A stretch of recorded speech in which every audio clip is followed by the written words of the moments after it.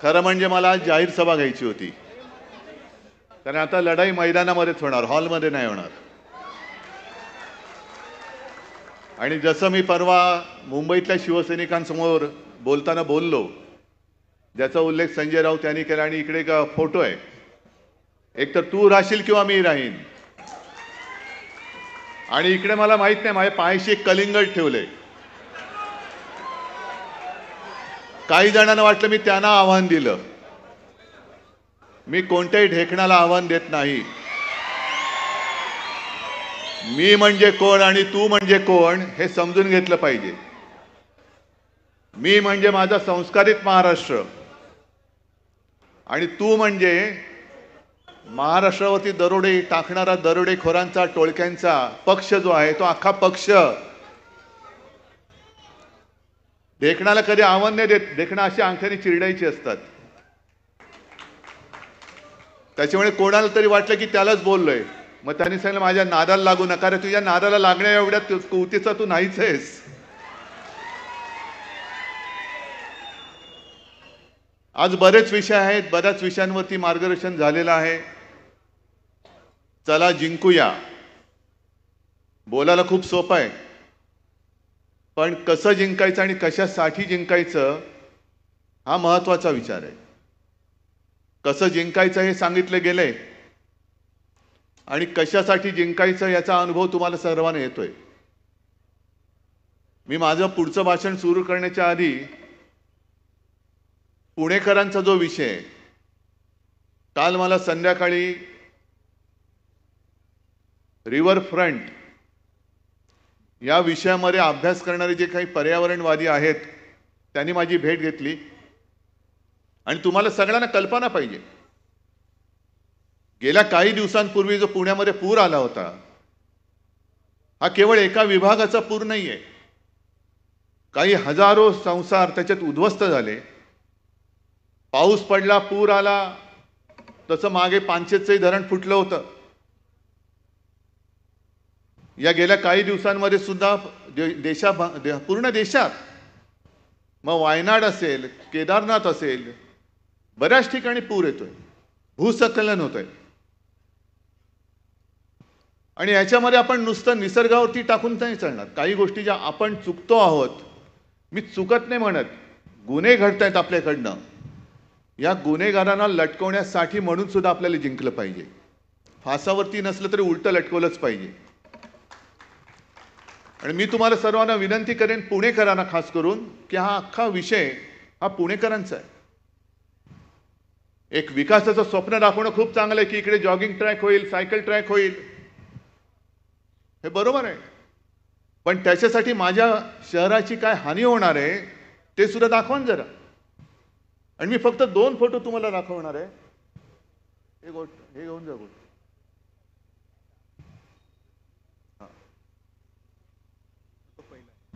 हा पहिला फोटो एक दाखवतोय गुगल मॅपचा.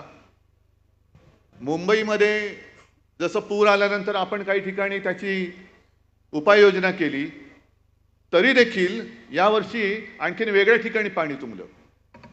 कारण मुंबईमध्ये चाललेली बेसुमार नियोजन शून्य मेट्रोची कामं, अनेक ठिकाणी मुंबईकरांच्या पाण्यामध्ये, पिण्याच्या पाण्यात गटाराचं पाणी मिक्स होतंय, पोटाचे विकार होत आहेत. तसंच पुण्यामध्ये ही जी आपली मुळामुठ आहे, एकतर काही वर्षांपूर्वी तुम्हाला आठवत असेल नसेल, पण व्यंकय्या नायडू आले होते आणि त्यांनी विचारलं नदीचं नाव काय. मग त्यांना कोणीतरी सांगितलं की मुळामुठा. त्याला काही नावं आहेत, नावं कशी पाहिजे. काय व्यंकय्याचं नाव ठेवायचं नदीला, का मोदींचं नाव ठेवायचं, मोदी नदी. सगळीकडे मोदी मोदी मोदी चाललंय, पण त्यांनी सांगितल्यांची नावं बदला. नावं तर ते बदलूच शकत नाही, पण ते नद्यांचे प्रवाह बदला. एक या नदीच्या प्रवाहामध्ये नाईक बेट आहे, नाईक बेट. पुणेकरांना आहे ना रे, हो की नाही. हे नाईक बेटाचा फोटो आहे, भर टाकण्यापूर्वीचा. तुम्हाला लांबून दिसणार नाही आहे. दोन्ही बाजूनी त्या नदीचा प्रवाह जातोय. आणि हा पुढचा जो फोटो आहे तो फोटो मी दाखवतो. त्याच नाईक बेटाचा आहे, पण एका बाजूनी पूर्णपणे भराव टाकून नदीचा प्रवाहच बंद करून टाकला. मग नदी काय करणार, घुसणार नाही इकडे तिकडे. पण या लोकांचं काय जात नाही. का जिंकायचंय मला पुणे वाचवायचंय. मला पुण्याचा विकास, ज्याला शाश्वत विकास म्हणतोय, तो करून दाखवायचा आहे. आजपर्यंत मी कधीही मुख्यमंत्री होतो तेव्हा सुद्धा पुण्याच्या विकास कामामध्ये दखल घेतलेली नव्हती, कारण बसले होते इथले सुभेदार. म्हटलं ठीक आहे, तुम्ही चांग भलं करत असाल पुण्याचं तर करा.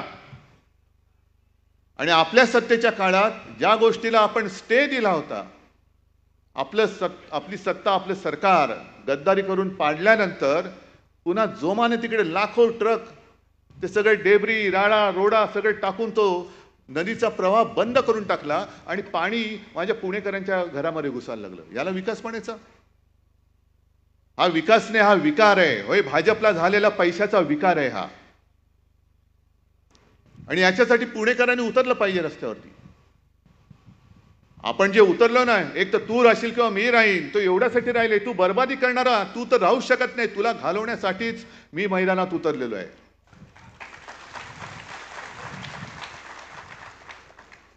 हे बेट कोणाचं आहे, तिकडे भराव कोण टाकतंय? माझ्या माहितीप्रमाणे संजय, आत्ता तुम्ही जो उल्लेख केला राम मंदिराचा, गळते राम मंदिर, तसंच नवीन संसद भवनही गळते. हे जे नवीन संसद भवन आहे ते ज्यांनी बांधलं तोच कॉन्ट्रॅक्टर या नदी बुजवण्याचं काम करतोय, ही माझी माहिती आहे. हा गुजरातचाच आहे, औरंगजेबाच्याच राज्यात जन्मलेला आहे. मग कॉन्ट्रॅक्टर माझा लाडका, मग काय पैसे गेले तरी जातील, जाऊ दे, पण माझ्या कॉन्ट्रॅक्टरची तुंबडी भरली पाहिजे. पुणेकर मेला तरी चालेल, पण नदी बंद झालीच पाहिजे. कॉन्ट्रॅक्टरच्या खिशामध्ये पैसा पडलाच पाहिजे. हे कॉन्ट्रॅक्टर सुद्धा त्यांना सांगतोय, जरा 3 महिने थांबवा, नंतर तुमचा सुद्धा हिशोब चुकता केल्याशिवाय राहणार नाही आम्ही. तुमचा हिशोब चुकता करू. अरे 14 महिन्यामध्ये अजून 1 वर्ष झाले नाही नवीन संसद भवन उघडून. 1 वर्ष झालं असेल जेमतेम. किती वर्ष झाली? 1 वर्ष. मोदी जे काँग्रेसकडे हिशोब मागतायत, 60 साल में क्या किया, 70 साल में क्या किया. अरे तुम्ही 12 महिन्यात जे संसद भवन बांधले ते गळते, त्याचा हिशोब पहिला द्या आणि मग आमच्याकडे 70 वर्षाचा हिशोब मागा. 70 साल में क्या किया. तुमचं सगळंच गळतंय. नाही म्हणजे जे बांधलंय ते मी बोलतोय. काय शब्द अर्थाचा अनर्थ करू नका. बाकी कुठे मी काही पाहिलेलं नाही. पण संसद भवन गळते, राम मंदिर गळते, पेपर लीक होत आहेत. सगळं गळती सरकार. याला म्हणायचं नाही तर दुसरं कोणतं आहे? हे गळती सरकार आहे. आणि पुणेकरांसुद्धा मी विचारतोय की गेल्या 10 वर्षापूर्वी जे काय पुणे होतं आणि ज्या एका विश्वासाने, तेव्हा आमचं सुद्धा पाप आहे, आम्ही सुद्धा यांना पाठिंबा दिला होता, हिंदुत्वाच्या वेडापायी दिला होता. मग 10 वर्षापूर्वीचं पुणे अधिक चांगलं होतं की हे सगळं बट्ट्याबोळ झालेलं पुणे अधिक तुम्हाला चांगलं वाटते? ह्याचं उत्तर द्या. आणि मग तू तरी राहशील तर मी तरी राहीन, होऊन जाऊ दे, काही असेल. आता काय तुम्ही काय बोललात? खड्ड्याचं पुणे झालंय. सगळीकडेच खड्डे. मुंबईत सुद्धा खड्डे. म्हणजे जे छाती ठोकपणाने सांगत होते आमचे नितीन गडकरी की असे रस्ते मी बनवेन की 200 वर्षामध्ये खड्डेच पडणार नाही. अजूनही मुंबई गोवा रस्ता होत नाहीये. कोकणामध्ये जा, अजून गचके खातच जावं लागतं. गणपती बाप्पा चाकरमानी दरवर्षी तो सीझन आला की सगळे नाटकं होतात, सगळे राजकारणी जातात खड्डे बघायला. मग हे सगळे खड्डे जे आहेत त्याचा एक चांगला फोटो तयार करा आणि एक खड्डा पुरुष म्हणून पुरस्कार द्या त्यांना. खड्डा पुरुष, जसं युगपुरुष असतं तसं खड्डा पुरुष. कोण? हे आमचे टरबूज. जाऊ द्या, कुठेही खड्ड्यात घाला त्याला. गेल्या काही दिवसापूर्वी मला वाटतं याच सभागृहात एक कार्यक्रम झाला असेल बहुतेक ना, झाला होता की नव्हता? कोणाचा? बालेवाडीला झाला होता. म्हणजे इतिहासामध्ये जर का आपण डोकावलं तर शाहिस्ते खान जरा तरी हुशार होता, त्याचं बोटावरती निभावलं. 3 बोटं इकडे पुण्यातच कापली गेली होती, पुन्हा महाराष्ट्रात नाही आला. नको रे बाबा, बोटावरती निभावलंय. त्यातनं काही शहाणपण यांनी घेतला असता तरी परत आले नसते. पण हे परत आले कशासाठी आले? महाराष्ट्राने जे फटके दिले त्याचे वळ कोणाकोणाच्या अंगावर कुठे कुठे कसे उठले ते वळ बघायला आले होते. अरे तुझ्या कुठे उठला, माझ्या कुठे उठला? आणि त्यांचे मोरके कोण कोण आले होते? अहमद शाह अब्दालीचा राजकीय वंशज अमित शहा. अहमद शाह अब्दाली तो पण शाहच होता, तो अहमद शाह होता, हे अमित शाह आहेत. अहमद शाह अब्दालीचा हा राजकीय वंशज हा इकडे वळवळायला आला होता. आम्हाला हिंदुत्व शिकवतोय. अरे नवाज शरीफचा केक खाणारी अवलाद तुमची, तुमच्याकडनं आम्ही हिंदुत्व शिकायचं? शिवसेनेने हिंदुत्व सोडलं का? आम्ही हिंदुत्व सोडू? कशासाठी सोडू? केवळ काँग्रेस सोबत आम्ही गेलो, तुम्ही नालायकपणाने केलं. जे शंकराचार्य म्हणाले विश्वासघात करने वाला हिंदू नाही हो सकता, तो विश्वासघात तुम्ही आमच्याशी केलेला आहात. आणि शंकराचार्य म्हणतात जो विश्वासघात करतो तो हिंदू नाही. मग तुम्ही आमचा विश्वासघात केल्यानंतर शंकराचार्य जे म्हटलेत, मग तुम्ही हिंदू आहात की नाही आहात? आणि तुम्ही जे काय करता सत्ता स्थापनेसाठी, अगदी तुमचे पूर्वज जरी काढले 1940 सालापासून, श्यामाप्रसाद मुखर्जी, मी नाशिकच्या शिबिरात सुद्धा बोललो होतो. मुस्लिम लीगने, तेव्हाच्या मुस्लिम लीगने देशाची फाळणी मागितली होती. त्या मुस्लिम लीग बरोबर मांडीला मांडी लावून बंगालमध्ये सरकारमध्ये स्थापन होणारे यांचे राजकीय बाप श्यामाप्रसाद मुखर्जी, मेहबूबा मुफ्ती महम्मद बरोबर ती सरकारमध्ये सामील होणारी ही भाजपा. आज सुद्धा चंद्रबाबू नायडू हा काय हिंदुत्ववादी माणूस आहे? नितीश कुमार हे काय हिंदुत्ववादी माणसं आहेत? पण त्यांनी मुस्लिम समाज म्हटलेलं आहे, त्याच्याकडे डोळे झाक करून आम्ही आमचं सांगतो, आमचं हिंदुत्व कसं आहे हे आम्ही जाहीरपणाने सांगतोय. अरे पहिले तू कसं आहे अमित शाह ते तरी सांगा ना आम्हाला. एकदा मोदी आम्हाला सांगतात की त्यांचं बालपण हे मुस्लिम कुटुंबियांच्या सोबत गेलेलं आहे. ईदच्या वेळेला ते ताजिया खाल्लं पण जायचे. ईदच्या दिवशी त्यांच्या घरचं जेवण मोदीजींच्या घरी यायचं. मग हे जर तुमचं हिंदुत्व किंवा तुमची धर्माची संकल्पना असेल तर उत्तर प्रदेशमध्ये आता आदित्यनाथनी जे काय लावलं होतं ते कोर्टाने हाणून पाडलं. कावड यात्रा जी वर्षानुवर्ष चालले, त्या मार्गावरती जेवढी दुकानं आहेत त्या दुकानदारांच्या मालकांची नावं त्याच्यावर लावायची, हा हिंदू आहे का मुसलमान आहे. मग मोदींचं हिंदुत्व आम्ही मानू तुमचं आहे म्हणून का ते आदित्यनाथ सांगतायत ते तुमचं हिंदुत्व आहे? तुम्ही वाटेल ते करता. आम्ही काय म्हटलं तर लगेच त्यांनी हिंदुत्व सोडलं. मग आणखीन एक त्यांनी एक शब्द काढलाय, ते हिंदू मुसलमान मुलामुलीचं लग्न झालं आणि काय झालं की लव जिहाद. मग तसं मी म्हणतोय तुम्ही बेशरमपणाने तुमच्या सत्तेसाठी सरकारमधनं माणसं फोडताय, पक्ष फोडताय, पक्ष चोरताय. कोणत्याही पक्षाच्या जाहीरनाम्यामध्ये मुसलमानांसाठी काही जर का असेल तरी देखील तुम्ही त्यांना जवळ करताय. आणि आम्ही आमचं हिंदुत्व जे काय आहे ते सांगितल्यानंतर मुसलमान आमच्या सोबत असतील तर आम्ही औरंगजेबाचे फॅन क्लब. मग तुमचं जे काय चाललंय हा सत्ता जिहाद नाहीये, हा सत्ता जिहाद आहे. सत्तेसाठी वाटेल ते, म्हणजे तुम्ही काही करा पण आम्हाला सत्तेत घेताय तर तुम्ही आमचे. आणि म्हणून मी अमित शहाना मुद्दामून काही वाक्य ऐकवण्यासाठी म्हणून हे कागद घेऊन आलेलो आहे. हे कोणी लिहिले? ज्या वेळेला आणीबाणी होती त्या आणीबाणीच्या काळात अनेक जणांना तुरुंगात टाकलं गेलं. सरदार वल्लभभाई पटेलांनंतर इंदिरा गांधींनी तेव्हा RSS वरती बंदी घातली होती. आणि तेव्हाचे जे RSSचे प्रमुख होते बाळासाहेब देवरस हे येरवड्यामध्येच तुरुंगात होते. तुम्ही जे काय आता सांगताय ना संविधान हत्या दिन, आणि तुम्ही जो काय विरोध केला होता ती देवरसांची पत्र काढा, ते पुस्तक आहे. आणि ती पत्र वाचल्यानंतर कळेल संघाचा आणीबाणीला पाठिंबा होता का विरोध होता ते त्या पत्रातून कळेल.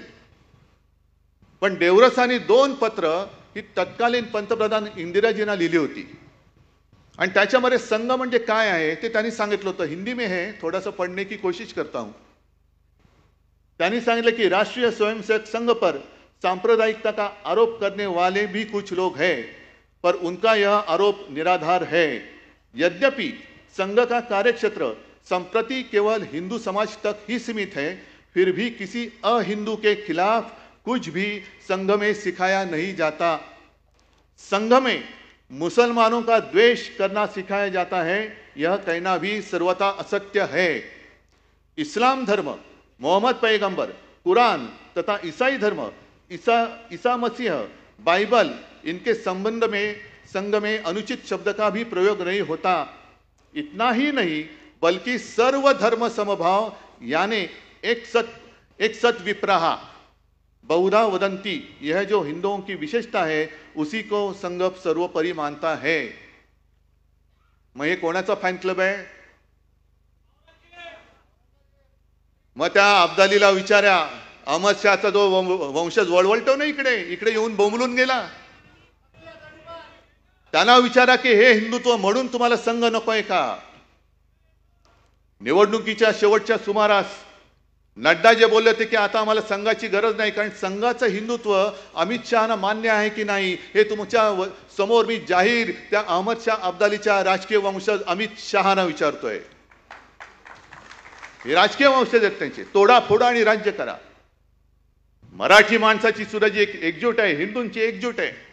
जातीपाती धर्म भांडणं लावायची, समाजात भांडणं लावायची आणि स्वतःची घरं ही चांगली सजवायची, दुसऱ्यांची घरं जाळायची, त्यांच्या होळ्या पेटवायच्या आणि तुमच्या पोळ्या भाजायच्या. हे हिंदुत्व आमचं छत्रपती शिवाजी महाराजांनी आम्हाला नाही शिकवलं. हे अब्दाली, हे तुमच्या औरंगजेबाने तुम्हाला शिकवलेलं हिंदुत्व असेल कदाचित, ज्याला आम्ही हिंदुत्व मानत नाही, ज्याला आम्ही मानत नाही. हे पुस्तक आहे, त्याच्यामध्ये अनेक देवरसांचे लेख आहेत. आणखीन एक मुद्दा म्हणून तुम्हाला सांगतोय, हे घेऊन जा बाजू. हा, आता यांना संघ का नकोय? कारण आणखीन एक पुढच्या एका लेखात त्यांनी म्हटलेलं आहे की कुर्सी लोलूप नेतृत्व फार मोठं आहे, पण एक 4 ओळी वाचतो आणि हे खरंच देवरसांचं कौतुक आहे की त्यांना हे दिसलं होतं की काय तेव्हा मला माहिती नाही की असे नतद्रष्ट संघाचा उपयोग करून सत्तेत येतील आणि संघाच्या त्या ह्याला हरताळ फासतील हे त्यांना ओळखलं होतं. त्यांनी असंच म्हणावं लागेल. आणि त्यांनी जे लिहिलेलं आहे कि सत्ता में जब आदमी आता है, कुर्सी पर बैठता है तो कुर्सी का कुछ न कुछ मोह होने लगता है और आहिस्ता आहिस्ता फिर मेरा दल यह विचार बहुत मात्रा में प्रभावी होता है और सारी नीतियां देश के कल्याण के लिए न होकर या तो खुद के लिए या दल के हित के लिए होने लगती है. किसी ने यदि पूछा कि भाई यह कोई अच्छी बात है क्या, तो कहते हैं हाँ भाई अच्छी तो नहीं है लेकिन करनी पड़ती है. दल के लिए करनी पड़ती है, कुर्सी के लिए करनी पड़ती है. अब्दाली वाचताय किंवा तुमच्या माध्यमातून या चॅनलच्या माध्यमातून ऐकताय, हिंदी में लिखा है. मराठी तो आपकी समझ में आने वाली बात नहीं है. मराठीचा जो काही ठसका आहे आणि जो काही फटका आहे लोकसभेमध्ये आम्ही तुम्हाला दिलेला आहे. पण तुम्हाला मराठी इतके वर्ष महाराष्ट्रात राहून कळत नसेल तर मुद्दामून तुमच्याच देवरसाने लिहिलेल्या हिंदीतले हे 4 ओळी ज्या आहेत त्या अब्दाली तुम्ही वाचा. आणि खुर्चीचा मोह काय आहे, पक्षाचा स्वार्थ कसा आहे, त्याच्यासाठी तुम्ही कसं काय सगळी वाट लावून काम करता आहात ते त्यांनी देवरसाने त्यावेळेला लिहून ठेवलेले. आज इतक्या वर्षानंतर आम्हाला जे वाटत होतं की हिंदुत्व हिंदुत्व हिंदुत्व आहे ना, त्यावेळेला हा एक विचार होता, नक्की होता. पण आम्ही जे काही हिंदुत्व म्हणतोय तो हिंदुत्व हा छत्रपती शिवाजी महाराजांचा जो महाराष्ट्र धर्म आहे त्या महाराष्ट्राला धर्माला पुढे नेणारं आमचं हिंदुत्व आहे, साधू संतांचं हिंदुत्व आहे. आणि मी का तडफेने उतरलोय, एक गोष्ट आपण लक्षात घेतली पाहिजे की आपण जेव्हा म्हणतो हर हर महादेव, जय भवानी, जय शिवाजी, काय आपल्याला अधिकार काय आहे छत्रपती शिवाजी महाराजांकडून असं आपण काय घेतलंय? की त्यांच्या जयंत्या आपण साजऱ्या करतोय, राज्याभिषेक दिन साजरा करतोय, अगदी दैवतासारखी त्याची पूजा करतोय. जर महाराज तुमच्या समोर उभे राहिले आणि विचारलं, काय रे तू असं माझ्याकडनं काय घेतलंस की असा मोठा रुबाबात माझं नाव घेतोयस, काय घेतलंस नेमकं? तर मला असं वाटतं आत्ताच्या काळामध्ये आपण तोच एक त्यांचा गुण घेतला पाहिजे. मिर्झा राजे जयसिंग हिंदूच होता, पण औरंगजेबाच्या पदरी त्याचे पाय चाटणारा सरदार होता. जसे हे गद्दार तिकडे गेलेत आपलं सरकार पाडून, तसंच प्रत्येक वेळेला भगव्याला घात भगव्याचा कोणी केला असेल तर तो शत्रूने नाही केला तर गद्दारांनी केलेला आहे. गद्दारांनी आपला घात केलाय. मग तो आपल्या छत्रपती संभाजी राजेंचा असेल, स्वराज्याचा असेल, घात केला तो आपल्या गद्दारांनी केला. आणि त्याही काळामध्ये मिर्झा राजे जो का आला प्रचंड समुद्रासारखं सैन्य घेऊन, आणि त्यांनी ओळखलं होतं की हा माणूस वेगळा आहे, हा राजा वेगळा आहे, ह्याचा जो जीव आहे तो सिंहासनात नाही अडकलेला, तो जनतेमध्ये अडकलेला आहे. कारण हे रयतेचं राज्य आहे. रयत म्हटल्यानंतर कोणत्याही इतर वस्तूपेक्षा जनतेचा प्राण हा महत्वाचा आहे. शेतकऱ्याच्या भाजीच्या देठाला सुद्धा हात लागता कामा नये, हे जर का आदेश देणारा हा राजा असेल तर त्याचा जीव हा जनतेत अडकलाय. म्हणून त्यांनी जनतेची कत्तल सुरू केली. आणि जनतेची कत्तल सुरू केल्यानंतर महाराजांसमोर पर्याय नव्हता, शरण जावं लागलं. मग पुढचा सगळा तुम्हाला तो सगळा विषय माहिती आहे. आग्र्याला तिकडे घेऊन गेले आणि आग्र्याला जवळपास त्यांना मारायचंच ठरलं होतं औरंगजेबानी, पण मोठ्या शिताफीने महाराज निसटले. आणि परत आल्यानंतर सर्व काही गमावलं होतं, सगळे गड गमावले होते, राज्य गमावलं होतं, खजिना होता तो गमावला होता, सैनिक गमावले होते, काही शिल्लक नव्हतं. म्हणजे पक्ष चोरला, चिन्ह चोरलं, वडिलांचा फोटो चोरला. अशा परिस्थितीमध्ये पुन्हा त्यांनी मर्द मुठभर असतील पण मावळ्यांना सोबत घेऊन औरंगजेबाच्या छाताड्यावरती भगवा रोवून स्वराज्य हिंदवी स्वराज्याची स्थापना केली.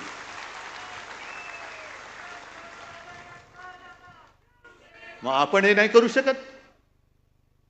आपण नाही करू शकत? अरे तेव्हाची लढाई वेगळी होती. तेव्हा ईडी, इन्कम टॅक्स, सीबीआय नव्हतं.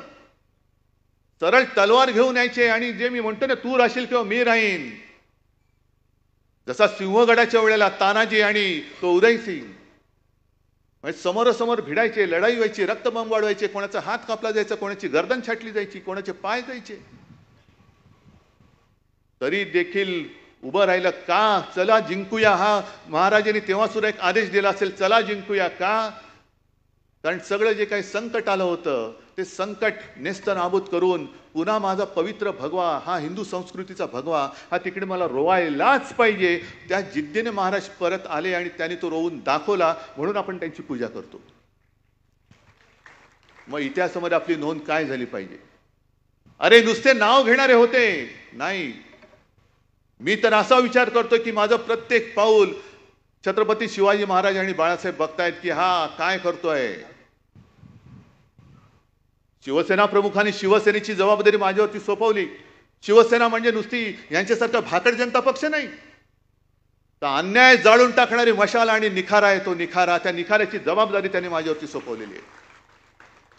निखाऱ्याची जबाबदारी पेळणं हे फार मोठं काम आहे. मशाल सुद्धा हातामध्ये पेळणं हे फार मोठं काम आहे. कारण जी मशाल अन्याय जाळू शकते तीच मशाल घर सुद्धा जाळू शकते. आणि म्हणून मी जी मशाल निशाणी निवडलेली आहे ती जाणीवपूर्वक निवडलेली आहे. ठीक आहे, आज सुद्धा माझं आव्हान आहे, तुम्ही पक्ष चोरला, चिन्ह चोरलं, सुप्रीम कोर्टामध्ये निकाल लागणार आहे. उद्या का 6 तारखेला सुनावणी आहे. आमचा न्यायदेवतेवरती विश्वास आहे. येत्या 5, 10, 50 वर्षामध्ये निकाल नक्की लागेल.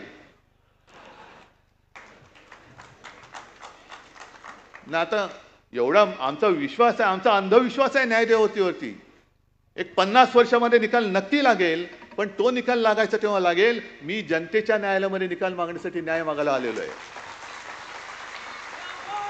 आणि आजचं हे जे शिबिर आहे, हे शिबिर आणि तुम्ही सगळे माझे शिवसेनेचे वकील आहात. जनता आपला न्यायाधीश आहे आणि त्या न्यायाधीशाकडे जाऊन आपल्या संघटनेची, आपल्या शिवसेनेची बाजू मांडणारे तुम्ही शिवसेनेचे दूत आहात, शिवसेनेचे वकील आहात.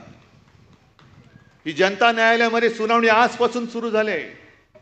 आणि निवडणुकीचा निकाल लागेल तेव्हा जनतेच्या रूपाने बसलेला तिकडं तो जनता जनार्दन रूपी न्यायाधीश असेल, त्यांनी दिलेला न्याय हा आपल्या बाजूने असेल, हा मला आत्मविश्वास आहे. हा मला आत्मविश्वास आहे. बाकी कोर्टाला सुद्धा मी विनंती अनेकदा केलेली आहे. एक शेवटची विनंती करतो, नाही तर आम्ही आता नाच सोडतो. लोकशाही ही केवळ शिवसेनेची लढाई नाहीये. अपात्रतेचा निर्णय आता संपली, टर्म संपली. आता उद्या जरी त्यांना अपात्र ठरवलं तरी देखील उद्याची निवडणूक लढू शकतात. मग आम्हाला मिळाला कुठे नाही.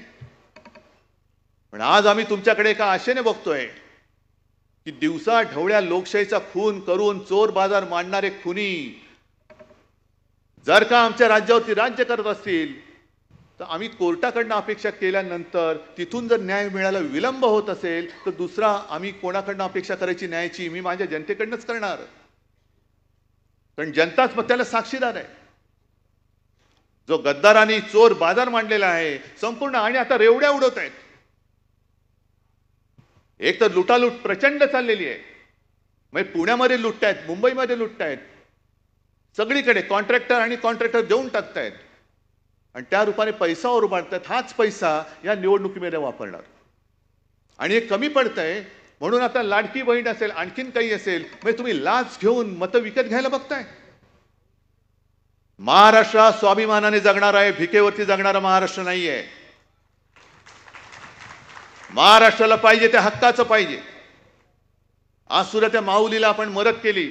शेतकरी काय मागतात ते द्या. त्या माऊलीला 1500 रुपये द्या, तिचा मुलगा येतोय परत. ज्या घरामध्ये शेतकऱ्याने आत्महत्या केल्या, अनेक घरामध्ये बेकार तरुण आहेत. तरुण गेल्या 10 वर्षापूर्वी काय त्यांचं वय होतं, आज त्यांचं काय वय आहे. आणि त्या घरामध्ये तुम्ही त्याच्या बहिणीला, त्याच्या आईला 1500 रुपये देऊन काय सांगणार आहात? 1500 रुपयामध्ये घर चालवणार आहात? मग हक्काचं द्यायचं नाही.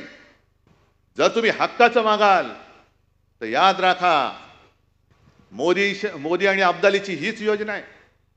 आम्ही देऊ त्याच्यावरती जगा, पण हक्काचं कमवाल तर आम्ही तुमच्या मागे ईडी, इन्कम टॅक्स, सीबीआय लावू.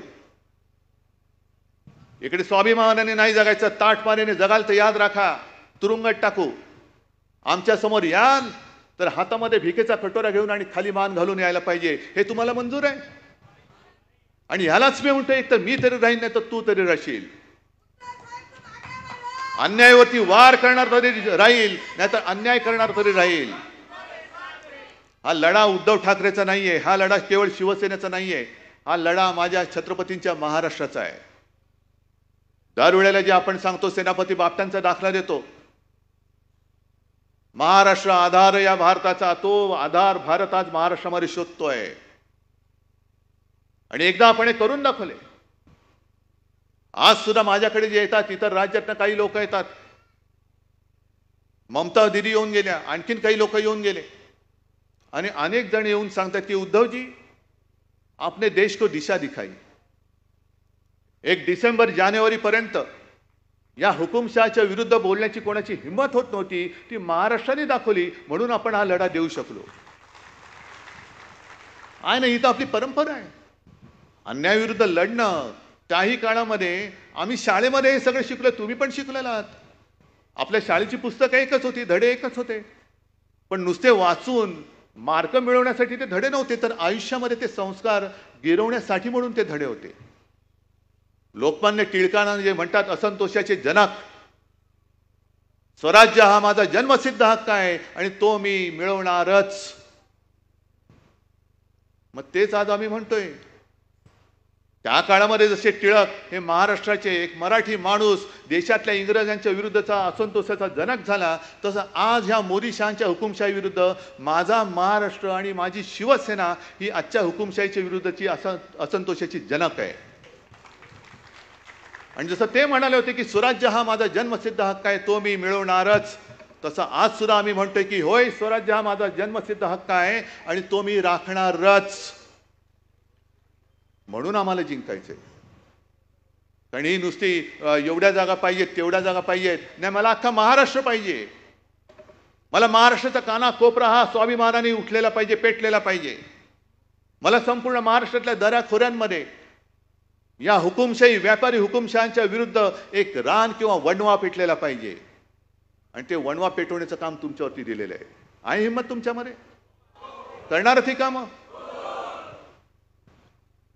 कारण हातामध्ये तलवार आहे, ठीक आहे, पण ही तलवार जसं त्या मुनगट्टीवाराने आणली, वाघ नख. अहो मुनगट्टीवार नखाच्या मागे वाघ असतो ना, तेव्हा त्या वाघ नखाला अर्थ असतो.